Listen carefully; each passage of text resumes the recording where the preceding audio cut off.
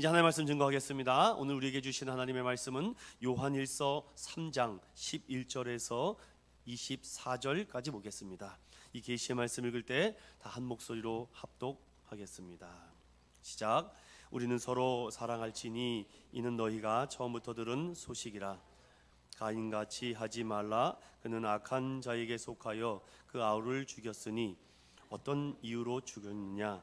자기의 행위는 악하고 그의 아우의 행위는 의로움이라. 형제들아, 세상이 너희를 미워하여도 이상히 여기지 말라. 우리는 형제를 사랑함으로 사망에서 옮겨 생명으로 들어간 줄을 알거니와 사랑하지 아니하는 자는 사망에 머물러 있느니라. 그 형제를 미워하는 자마다 살인하는 자니 살인하는 자마다 영생이 그 속에 거하지 아니하는 것을 너희가 아는 바라. 그가 우리를 위하여 목숨을 버리셨으니 우리가 이로써 사랑을 알고 우리도 형제들을 위하여 목숨을 버리는 것이 마땅하니라.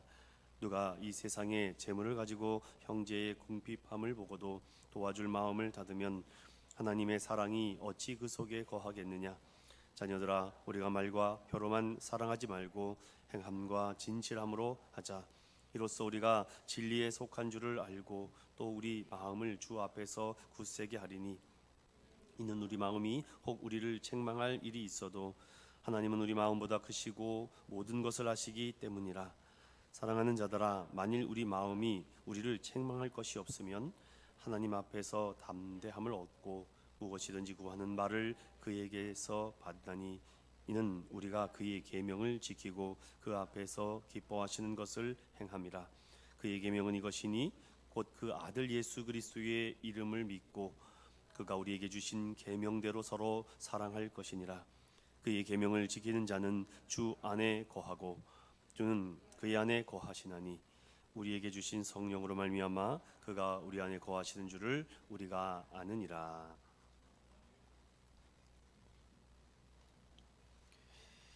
요한일서 6번째 강해로 하나님 말씀 증거하겠습니다. 제목을 따라해 볼까요? 사랑하면 못해준 것만 기억나고 미워하면 잘해준 것만 기억난다. 말씀을 전하고 듣는 가운데 성령의 놀라운 감동과 은혜가 있기를 주님의 이름으로 소망드립니다. 여러분 다 사랑하시죠? 사랑하면 예뻐진다고 합니다. 여러분 한번 보십시오. 예뻐졌는지. 네. 사랑하면 또 닮는다고 합니다. 저희 부부도 닮았나요? 저희 아내의 외모가 뛰어나기 때문에 저처럼 눈이 작은 사람은 감당하기 어렵습니다. 그래도 여러분 아시죠? 눈 작은 사람이 더 잘 본다는 것을. 사랑하면 통하게 되고 알게 된다고 하죠. 사랑의 눈으로 보아야만 상대의 참 모습을 볼 수 있다고 합니다. 외모, 행동, 장점과 단점 안에 감춰진 진심을 발견하게 되죠. 그래서 사랑에 빠진 연인들을 보면요, 예뻐집니다. 우리 아들도 멋있어지기를 소망합니다. 깨끗해지기를 소망해요. 저도 돌아보면요, 청춘의 뜨거운 열정이 생기니까 씻지 않더라도 다 깨끗하게 씻고 다니더라고요. 사랑에 빠지면 언제나 연인과의 만남에 대한 기대와 긴장으로 자세가 바르게 되기 때문에 멋있어 보이고 예뻐 보인다고 합니다. 결국 사랑에 빠지면 눈과 얼굴에 이 사랑의 기운이 넘치고 또 동공이 확장되어 눈도 예뻐진다고 하죠. 또 과학적으로 의학적으로 제가 찾아보니까 사랑하면 이 엔돌핀이 분비가 된다고 합니다. 흥분을 한다고 하죠. 그래서 호르몬과 도파민이 분비되어서 얼굴이 아름다워지고 또한 그 긴장된 모습 때문에 팽팽해진다고 합니다. 여러분 주름살 있으신 분들은 오늘부터 사랑해 보십시오. 호르몬의 작용뿐 아니라 내가 누군가를 사랑하고 사랑받고 있다는 사실 하나만으로도 내 자존감이 올라간다고 하죠. 즉 정서적인 안정이 찾아오기 때문이라고 합니다. 성경은 어떻게 말할까요? 요한복음 13장 35절 다 같이 읽어볼까요? 시작. 너희가 서로 사랑하면 이로써 모든 사람이 너희가 내 제자인 줄 알리라.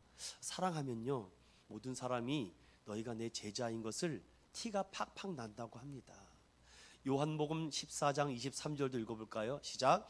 사람이 나를 사랑하면 내 말을 지킬 것이다. 아멘.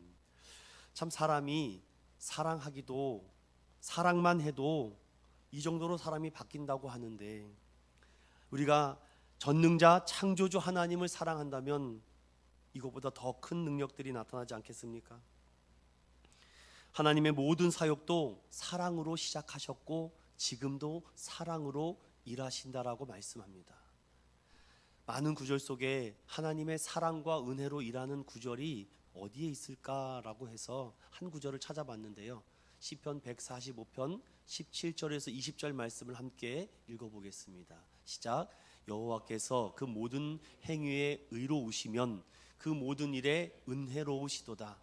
여호와께서는 자기에게 간구하는 모든 자, 곧 진실하게 간구하는 모든 자에게 가까이 하시는도다. 그는 자기를 경외하는 자들의 소원을 이루시며 또 그들의 부르짖음을 들으사 구원하시리로다. 여호와께서 자기를 사랑하는 자들은 다 보호하시고 악인들을 다 멸하시리로다. 아멘. 참 이 말이 참 저에게 큰 도전과 감동이 됩니다. 여호와께서 자기를 사랑하는 자들을 보호해 주시고 오늘 요한 1서의 말씀에 악인들을 멸해 주신다라는 약속이죠. 사랑하면 이렇게 많은 것을 얻고 누리고 받게 된다고 합니다. 그렇다면 반대로 미워하면 지금까지 말한 거 다 반사가 되는 거죠. 어떤 분은 그러더라고요. 나 사랑하면 돈 내놔. 아니, 사랑하면 돈 내놔야 됩니까? 미워하면 내가 상대방에게 잘해준 것만 기억납니다. 성경에 예수님을 반대하던 사람들의 태도와 행동을 보십시오. 미워하는 사람이 있다면요, 이상하게 그 미움 때문에 내 삶이 이상한 쪽으로 끌려갑니다. 자꾸 흔들립니다. 많은 학자들은 이렇게 말하죠. 미움을 털어버리십시오. 미움을 털어버리지 않으면은 잘못된 것을 구하기가 쉽습니다. 요한일서를 계속 묵상하는 가운데 이 미움이 어디서부터 시작됐을까 참 궁금했습니다. 빌리 그레이엄 목사님은 이 부분에 대한 설교를 이렇게 말씀하더라고요. 미워하는 마음도 사탄의 역사다. 돌아보면 맞는 말인 것 같습니다. 미움은 죄를 짓게 하고, 미움은 시기하게 하고, 미움은 질투하기 때문이죠. 미움은 하나의 감정인 것 같으면서도 우리의 생각 속에 뿌리를 흔들어 버리는 무서운 전염병과 같다고 합니다. 그만큼 미움의 영향력이 우리의 신앙과 우리의 인생을 자라나지 못하게 뿌리까지 썩게 만든다고 해요. 이런 생각과 마음들을 드러내시겠습니까? 아니면 그 의심까지도 하나님께 내려놓고 믿음을 구하겠습니까? 빌리 그레이엄의 이 목사님의 이 말씀을 읽고 저는 생각이 조금 바뀌어졌습니다. 매일의 은혜가 중요하구나. 매일의 감사가 중요하구나. 매일의 예배가 중요하구나.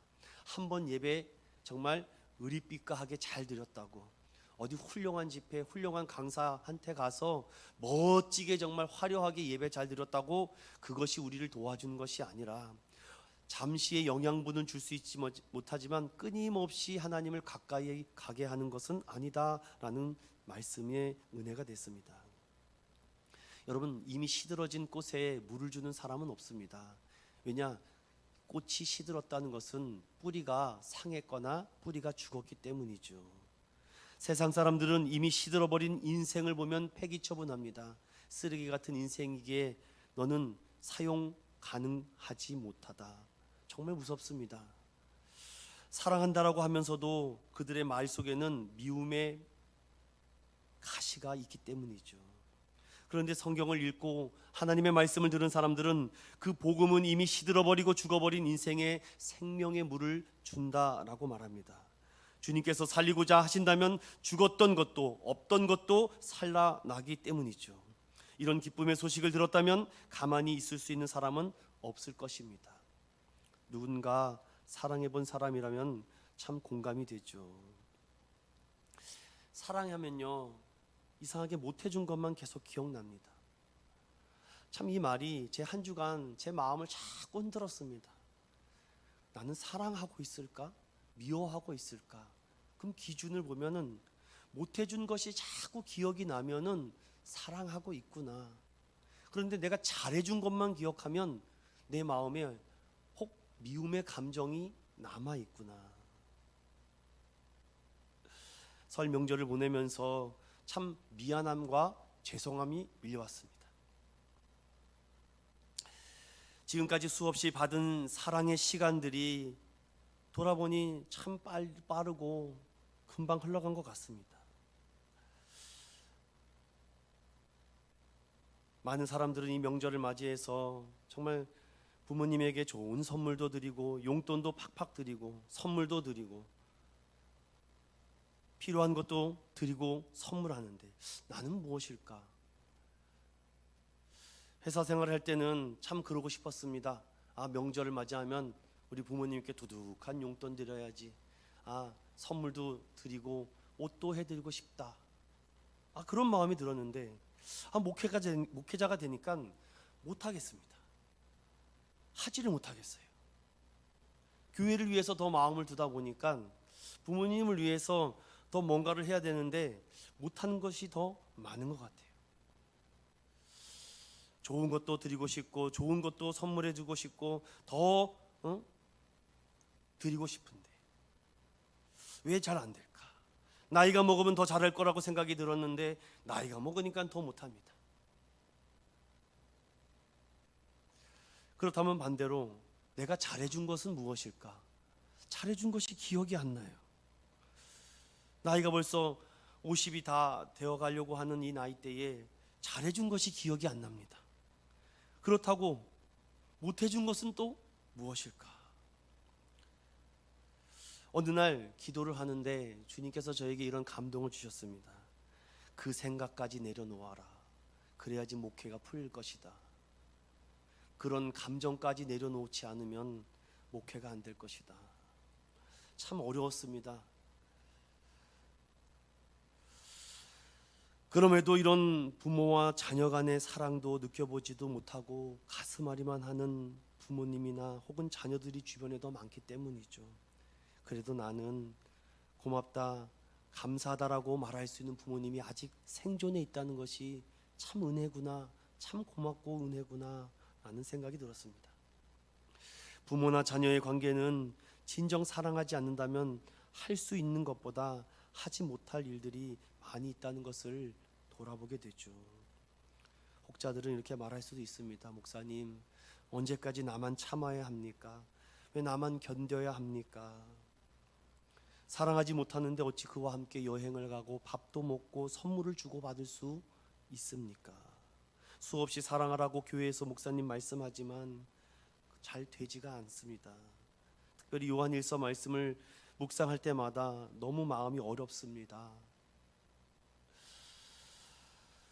오늘 말씀에 특별히 말과 혀로만 사랑하지 말고 행함과 진실된 사랑으로 실천하라 말씀하시는데 아무리 돌아봐도 못해준 것만 기억이 납니다.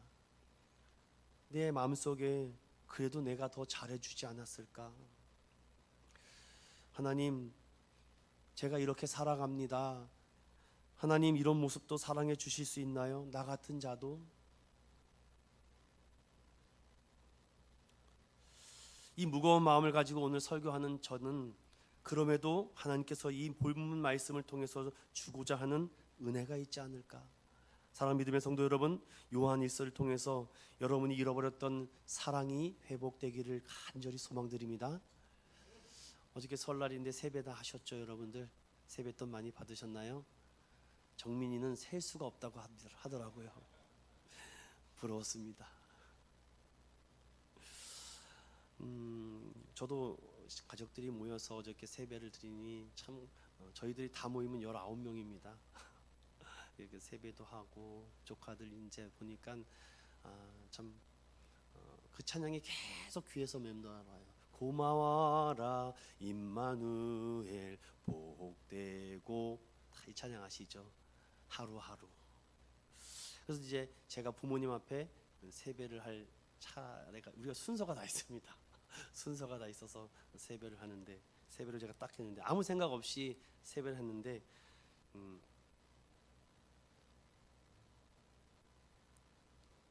참 뭐라 그럴까요? 이전에는 느끼지 못했던 새로운 감동이 있더라고요.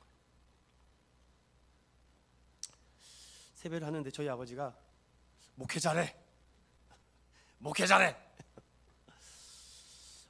이 깊은 뜻이 무엇일까? 오늘 새벽에 제가 하나님께 물어봤습니다.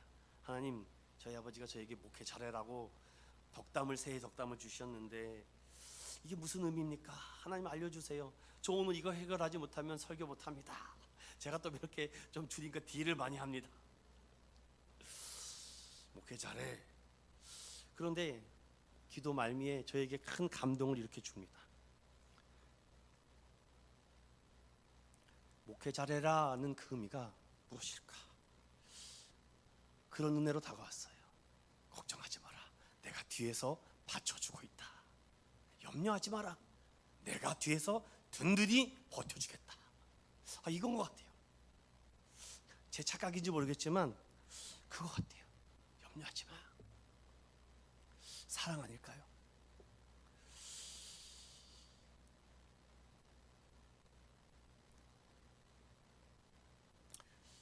아들이 목회한다는데 못해준 것이 생각이 나니까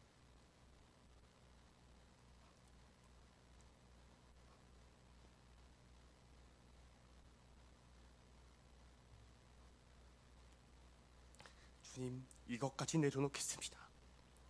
이런 기도가 새벽에 나오더라고요. 하나님, 오늘 설교하기가 너무 어렵습니다. 어떡하죠?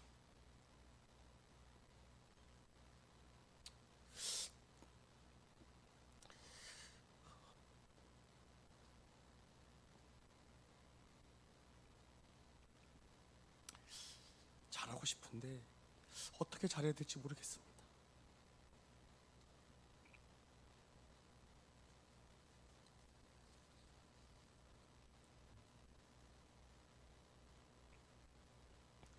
자꾸 못해준 것만이 생각이 납니다. 죄송합니다.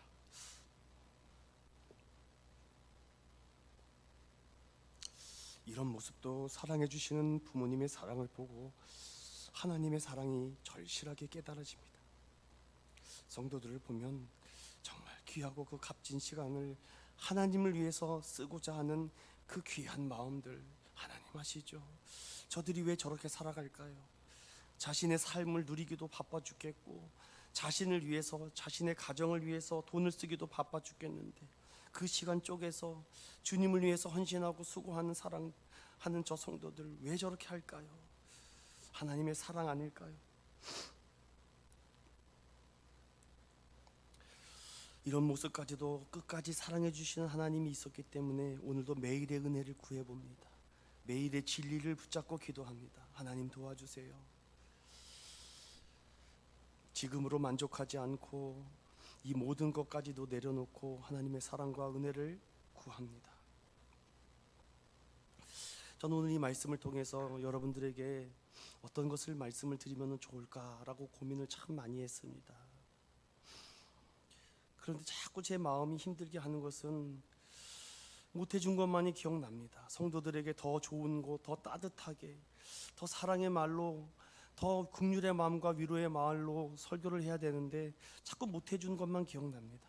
이상하다, 나는 정말 잘했다라고 생각하는데 왜 난 못해준 것만이 자꾸 생각이 나는지 모르겠습니다. 사랑해서일까? 아니면 내 연민의 감정에 빠져서일까? 하나님, 도대체 왜 그럴까요? 그때 저는 오늘 이 요한일서 말씀을 보면서 다시금 마음을 굳건하게 먹었습니다. 11절에 보니까 우리는 서로 사랑할지니 이는 너희가 처음부터 들은 소식이다. 처음부터 들었다라고 합니다. 그렇지, 맞아. 처음부터 주신 이 하나님의 말씀이지. 이 말씀을 내가 자꾸 왜곡했구나, 오해했구나. 빨리 바꿔야 되겠다. 사도 요한도 얼마나 마음이 힘들었겠습니까? 에베소 교회 성도들이 신앙생활 하는데 너무 핍박과 환난이 많으니까 그들에게 따뜻한 말 해주고 싶고 사랑의 말 해주고 싶은데 성도들이 살아가는 모습을 보니까 너무 안타까워서 사랑의 말이 나가야 되는데 자꾸만 채찍의 말이 나가고 훈계의 말이 나가고 회초리의 말이 나가니까 사도 요한이 너무 마음이 힘든 겁니다. 아니야, 그냥 모른 척 해줄까?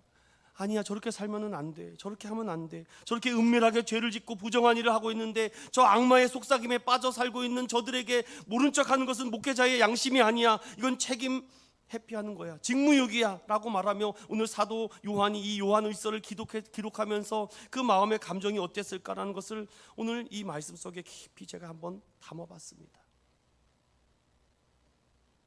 하나님 감사합니다. 오늘 이 말씀을 통해서 그래도 기준을 세워주시니 감사합니다. 기준이 없으면 우리가 흔들리는데 사도 요한은 말합니다. 내가 하나님의 사람들인지 사단의 사람들인지를 딱 구분짓습니다. 그것이 10절이에요. 무릇 의를 행하지 아니하는 자나 그 형제를 사랑하지 아니하는 자는 하나님께 속하지 않았다. 하나님 감사합니다. 이 기준 딱 내려주시니 의를 행하는 자, 형제자매를 사랑하지 않으면 하나님의 사람들이 아니다라고 딱 기준을 세워주니까 너무 마음이 편했습니다. 이미 십계명에서도 구원받은 하나님의 백성과 맺은 시내산 언약을 통해서 말합니다. 중간은 없다. 철저하게 순종하면 복받고 불순종하면 저주받는다라고 말합니다. 너는 나 외에 다른 신을 내게 두지 말라. 너를 위해 만들어진 어떤 우상도 용납하지 못하겠다. 하나님의 이름을 망령되어 일컬지 말아라. 안식일을 기억하여 거룩하게 지키라. 주일은 하나님의 날이니 복되게 하며 거룩해 하라 라고 말씀합니다. 그리고 출애굽기 20장 6절에 보면요, 그 말씀 중간에 이런 글귀가 있어요. 나를 사랑하고 내 계명을 지키는 자에게는 천대까지 은혜를 베푸시겠다. 사랑 믿음의 성도 여러분, 하나님의 말씀은 그 기준이 명확하기에 그 말씀에 순종할 때에 하나님께서 그 계명을 지키는 자에게 천대까지 은혜를 베풀어 주시는 믿음으로 끝까지 승리하는 우리 믿음의 성도들 되시기를 주님의 이름으로 축원드립니다. 신명기 30장 15절 16절 보니까 보라 내가 오늘 생명과 복과 사망과 화를 내 앞에 두었다. 내 하나님 여호와를 사랑하고 그 모든 길로 행하며 그의 명령과 규례와 법도를 지키는 것이라. 그리하면 내가 생존하며 번성할 것이요 또 하나님 여호와께서 내가 가서 차지할 땅에서 내가 복을 주겠다라고 약속하셨습니다. 오늘도 이 약속의 말씀은 과거 수천 년 전의 약속이 아니라 오늘 이 시간 저와 여러분에게 주신 하나님의 기준이고 말씀인 줄로 믿습니다. 저는 우리 믿음의 성도들이요 정말 번영하고 장구하고 번성하기를 원합니다. 정말 하나님께서 주시고자 하는 약속을요 다 누리면서 이 땅에서 살기를 원해요. 그러기 위해서 오늘 요한일서의 말씀이 두렵고 힘들고 어렵지만 받아 먹으라, 이 말씀이 여러분 우리 심령의 뼈가 되어서 우리를 건강하고 튼튼하게 만드는 줄로 믿습니다. 자, 그럼 말씀을 한번 보겠습니다. 첫 번째, 하나님과의 관계를 돌아봐야 됩니다. 내가 사랑하면 못해준 것만 기억나고 미워하면 잘해준 것만 기억난다는데 이 관계가 어디서부터 잘못된 것인가를 이 사도 요한은 창세기에 있는 말씀의 가인이라는 인물을 가지고 말씀합니다. 우리 12절을 다 같이 읽어봅니다. 12절입니다. 시작.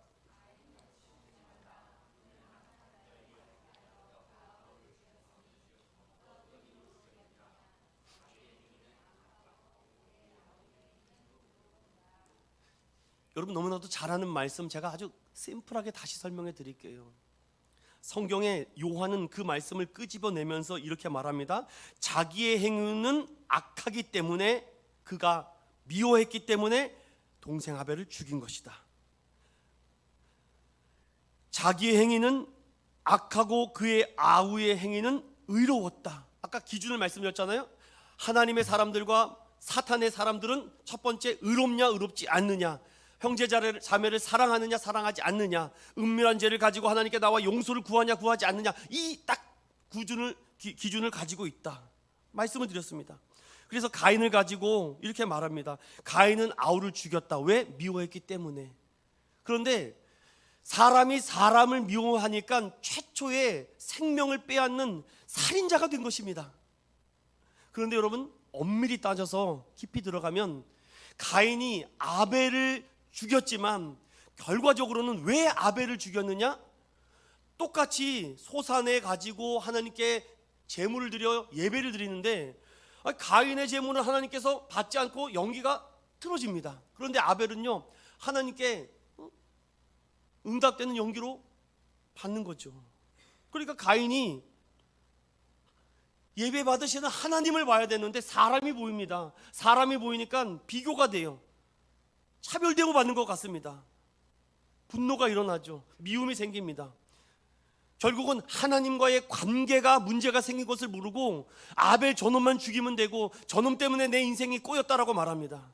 혹시 여러분 자매 중에, 형제 중에 저놈 때문에 내 인생이 꼬였다고 생각되는 분 있으십니까? 오늘 이 자리에 그 모든 것 내려놓으시기 바랍니다.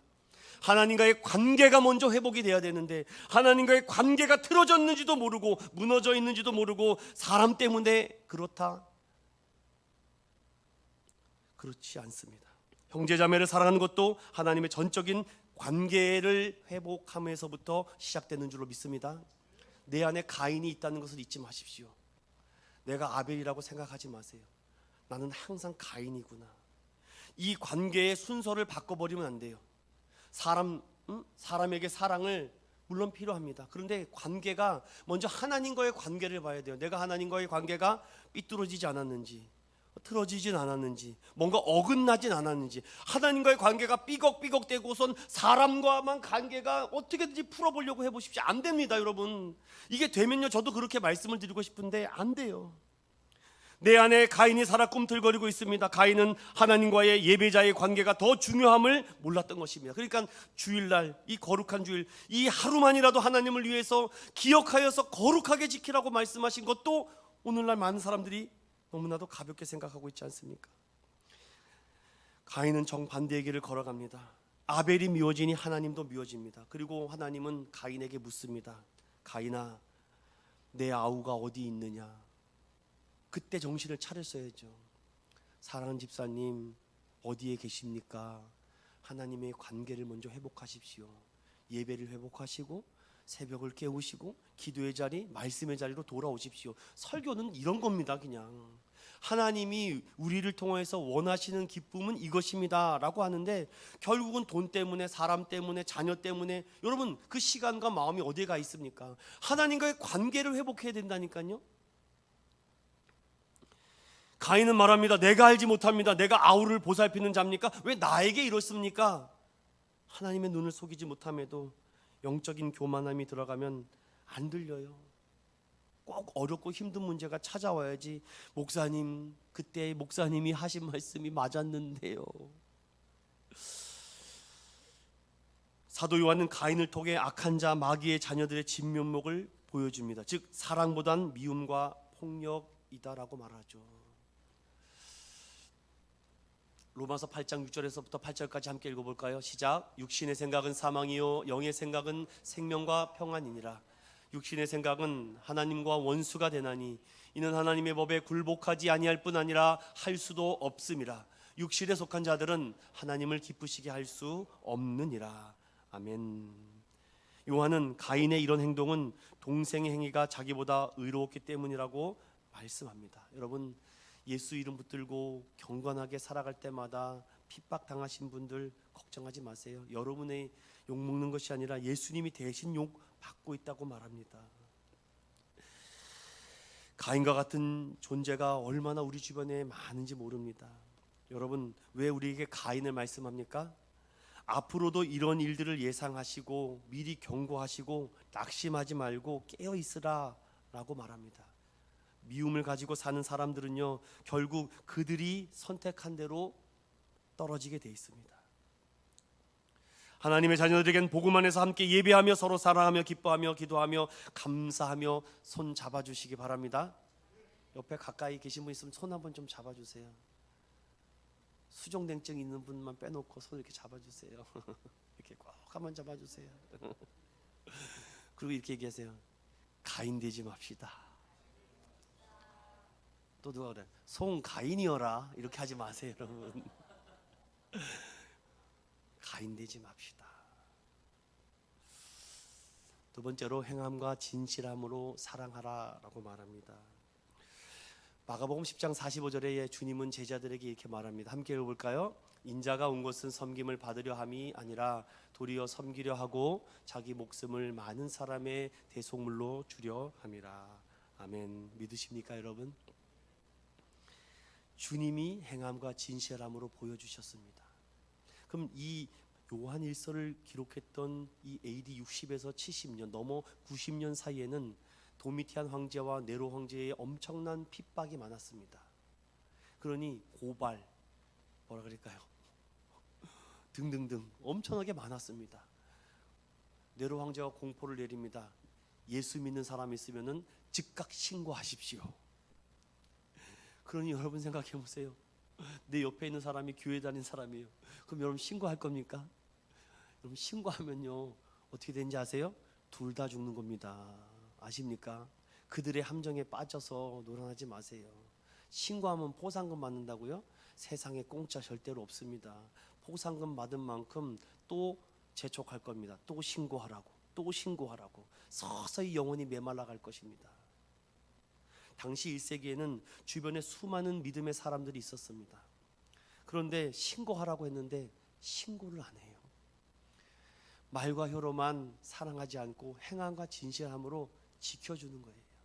사랑하는 우리 믿음의 인천의원 공동체 여러분, 이렇게 가까이 가면요 다 더러워요. 저도 가까이 오면 더럽습니다. 여러분 콧물 나죠, 눈물 나죠. 아주 더러운 것은 다 있어요. 아주.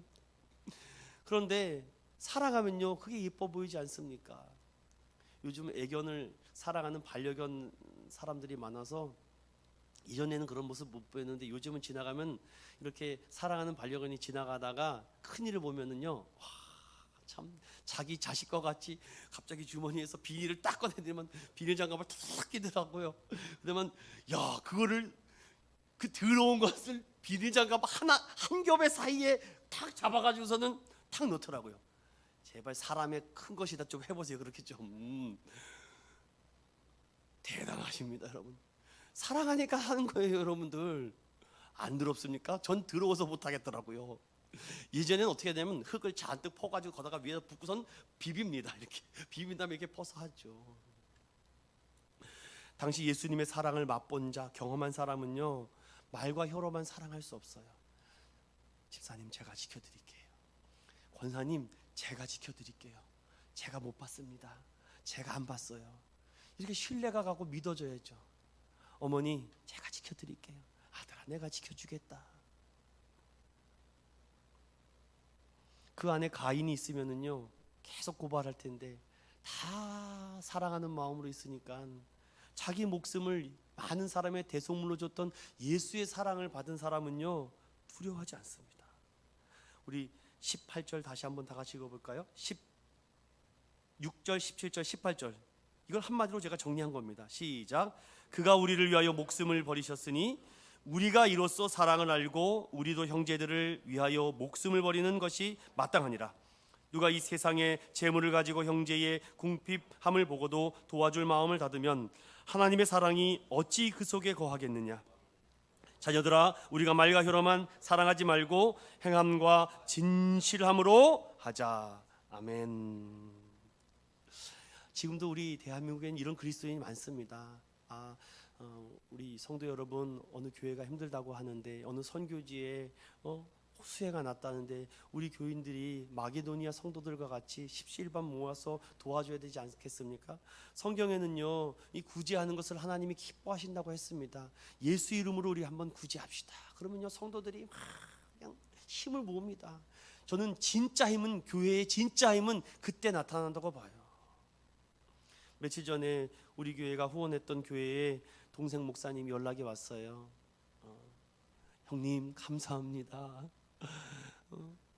인천의교회가 이렇게 후원해 주신 걸 가지고선 교회당도 마련해주고 이미 이제 리모델링도 하고 했습니다. 그러니까 여러분 목사가 돼보면 그 마음을 알아요. 아직 성전에 아무 기물이 없어요. 뭐 몇 개까지 이동한다고 하는데 그 모습을 보면서 더 행함과 진실함으로 우리 성도들이 복받는 일들을 많이 해야 되겠다. 여러분 지금 계속해서 싸우세요. 계속해서 싸우면은 하나님께서 큰 은혜와 또한 하나님께서 놀라운 은혜로 작은 순교했던 그 열매들을 채워주시는 줄로 믿습니다. 하나님은 지금도 살아계셔서 예수님의 사랑에 빚진 자들이 사랑을 실천하는 사람들과 함께 하시고 또 더 많은 것을 나눠줄 수 있도록 주님이 은혜 주세요. 저는 우리 교회에 하나님 10억의 재정을 주십시오. 제가 100교회 선교하는 교회로 만들고 싶습니다. 그것이 제 기도 제목이에요. 하나님 100명의 영혼을 주십시오. 더 큰 일을 하고 싶습니다. 하나님 믿음의 10가정을 보내주십시오. 하나님 일을 하고 싶습니다. 제 기도 제목은 하나님의 일을 위해서, 하나님을 위해서 하고 싶어서, 하나님은 약속해 주신 말씀으로 하나님이 함께하는 교회에 하나님이 더 많은 것으로 채워준다고 하셨기에 그 말씀대로 하는 줄로 믿습니다. 세 번째로는 따라해 볼까요? 먼저 믿고 사랑합시다. 23절과 4절을 읽어볼까요? 시작. 그의 계명은 이것이니 곧 그 아들 예수 그리스도의 이름을 믿고 그가 우리에게 주신 계명대로 서로 사랑할 것이니라. 그의 계명을 지키는 자는 주 안에 거하고 주는 그의 안에 거하시나니 우리에게 주신 성령으로 말미암아 그가 우리 안에 거하시는 줄을 우리가 아느니라. 아멘. 여기 뭐라고 얘기합니까? 계명은 그 계명을 먼저 믿는 것인데 그 믿음의 계명이 무엇이냐? 바로 아들 예수 그리스도의 이름을 믿고라고 되어 있습니다. 그 믿음이 사랑하게 돼요.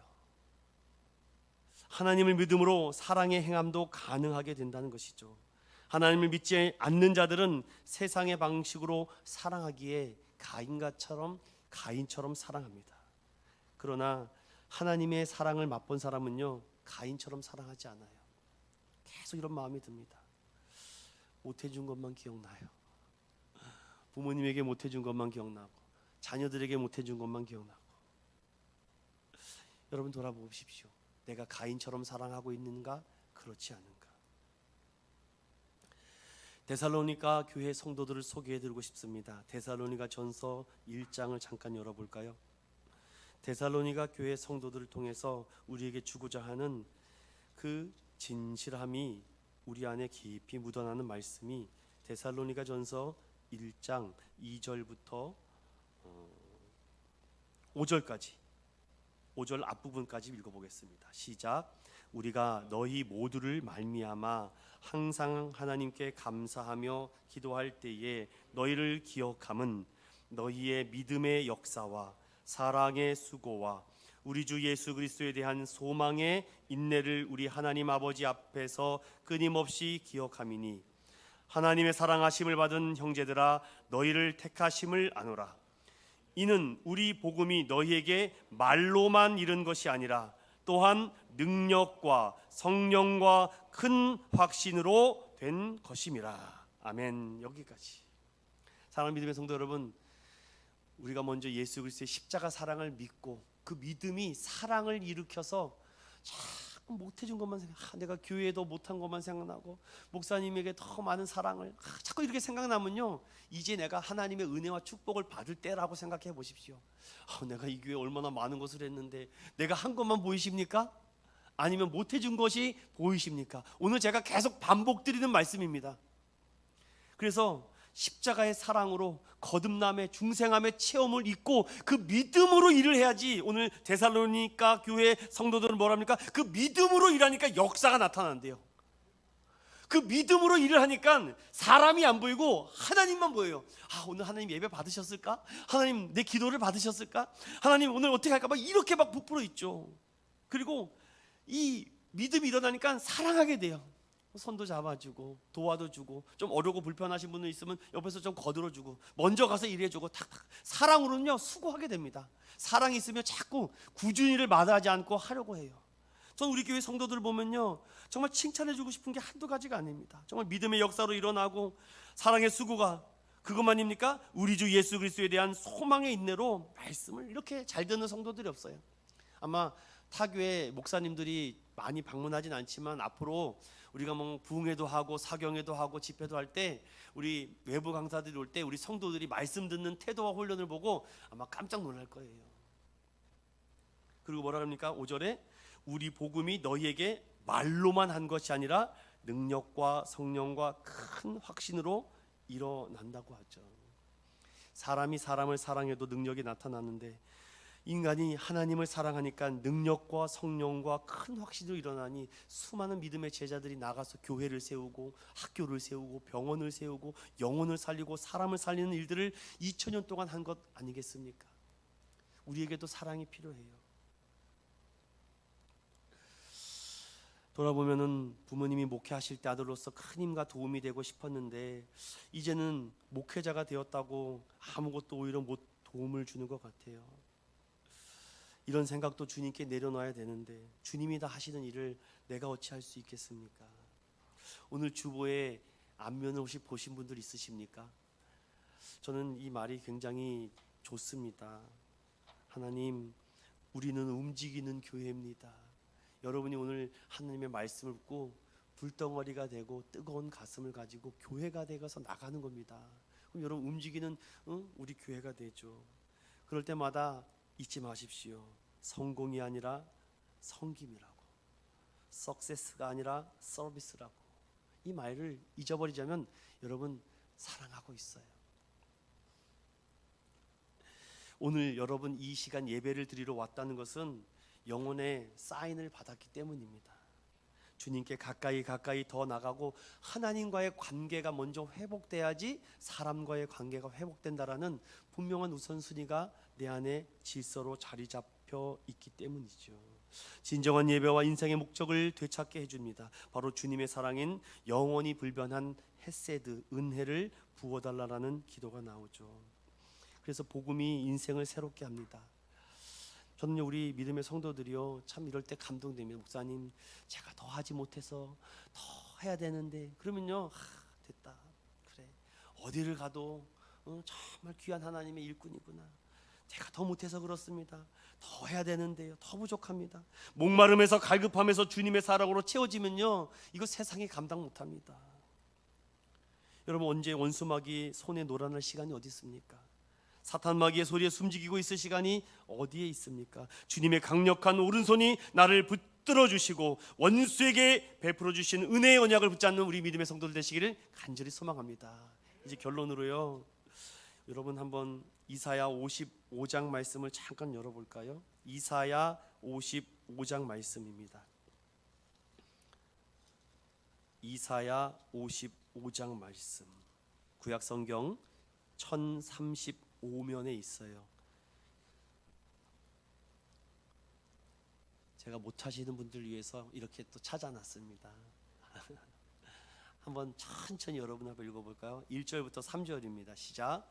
오호라, 너희 모든 목마른 자들아 물러나오라. 돈 없는 자도 오라. 너희는 와서 사 먹되 돈 없이 값 없이 와서 포도주와 젖을 사라. 너희가 어찌하여 양식이 아닌 것을 위하여 은을 달아주며 배부르게 하지 못할 것을 위하여 수고하느냐. 내게 듣고 들을지어다. 그리하면 너희가 좋은 것을 먹을 것이며 너희 자신들이 기름진 것으로 즐거움을 얻으리라. 너희는 귀를 기울이고 내게로 나와 들으라. 그리하면 너희의 영혼이 살리라. 내가 너희를 위하여 영원한 언약을 맺으리니 곧 다윗에게 허락한 확실한 은혜니라. 아멘. 사랑 믿음의 성도 여러분, 고맙습니다. 너무 감사합니다. 예수님만 사랑했는데 목회자로서 여러분에게 주시는 그 사랑이 너무나도 많습니다. 저는 여러분에게 그 받은 사랑을 하나님의 말씀으로 다시 돌려드리겠습니다. 그 목마름을 가지고 생명의 물로 나오십시오. 하나님의 관계가 회복되면요, 그때부터 세상 것 때문에 휘둘리지 않습니다. 가인이 떠나고 우리 안에 예수 사랑이 들어옵니다. 그러면요, 오늘 이 55장 3절의 말씀처럼 나오면 내 영혼이 살아요. 얼굴빛이 달라진다니까요, 여러분. 얼굴빛이 달라지고 또 너와 내가 불변한 영원한 약속을 주겠다. 그 증표로 다윗의 허락한 확실한 은혜. 그럼 다윗을 보십시오. 어릴 때 기름 부음을 받았어요. 그래서 인생 풀리는 줄 알았더니 풀리긴 뭐가 풀려요. 바로 앞에 골리앗이 있습니다. 하나님, 저 골리앗 어떻게 할까요? 걱정 마, 내가 처치할게. 그러네요. 하나님이 이기게 해주시네요. 야, 얼마나 그 인생 그래프를 생각해 보세요. 다윗이 저 바닥에 있던 인생이 하루아침에 골리앗을 죽이니 하늘까지 올라갑니다. 그런데 얼마나 행복했겠습니까? 그 행복도 잠시. 금세 또 장인이 맨날 창도 던지고 죽겠습니다. 사랑받았던 사람이 사랑받지 못하면은요, 추푼 낙엽처럼 떨어집니다. 방황을 하죠. 그 인생이 다시금 하나님의 은혜로 회복됩니다. 근데 좀 삶아 그러니까 또 이 다윗이 마음이 또 흔들려서 또 밧세바를 범합니다. 우리아를 또 살인교사를 합니다. 그것도 땅바닥으로 또 떨어집니다. 그리고서는 자기가 사랑하는 아들을 또 하나님이 데려가십니다. 하나님 잘못했습니다. 옷을 찢고 가슴을 치고 기도하니까 또 다시 올라갑니다. 이제 좀 살만하니까 또 아들내미 압살롬이가 또 반역을 일으키고 암논이 또 다말을 또 범하고 또 인생이 또 떨어집니다. 여러분, 다윗의 인생이 똑같다니까요. 그래가지고 어떻게 우여곡절 끝에 또 압살롬이 죽고 또 자식들이 엉망진창돼서 다시 또 올라갑니다.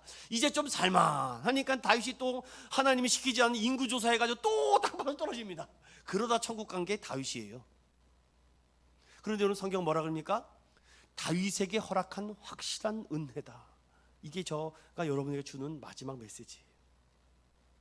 하나님이 이미 내가 너를 택하여 구원받고 은혜받고 하나님의 약속의 말씀을 이 죄인들에게 말씀으로 말미암아 거듭나고 구원받은 사람은 오늘 다윗이 그러한 인생을 살았다고 해도 결국은 하나님이 끝에서 붙잡아줘서 하나님 백성으로 천국 가는 줄로 믿습니다. 오늘 사랑하는 믿음의 성도 여러분, 감사합니다. 고맙습니다. 오늘 기억할 것은 괜찮아요. 여러분, 못해준 것 사랑하니까 못해준 게 기억나죠. 그런데 가인은 안 돼요. 가인은 아니어라. 아시겠죠? 가인은 안 됩니다. 미워하면 잘해준 것만 기억난다는 이 말을 오늘 기억 잘 하시고, 오늘 이 말씀 우리가 믿고 우리에게도 사랑이 필요하다는 것, 주님이 날마다 공급해 주심을 믿고 살아가는 저와 여러분 되시기를 예수님의 이름으로 축원드립니다.